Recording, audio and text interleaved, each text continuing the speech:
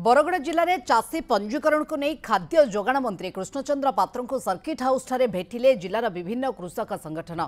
चाषी पंजीकरण प्रक्रिया अनेक चाषी बाद पड़े पंजीकरण अवधि वृद्धि दाबीपत्र प्रदान सहित चाषी समस्या संपर्क में आलोचना कर पूर्व वर्ष अपेक्षा चलित खरीफ पंजीकरण में चाषी संख्या वृद्धि पाई मंत्री। जदि बरगड़ जिले में चाषी पंजीकरण में कौन प्रकार समस्या रही ताहले जिलापाल रिपोर्ट को आधार कर निष्पत्ति नियाजिबो।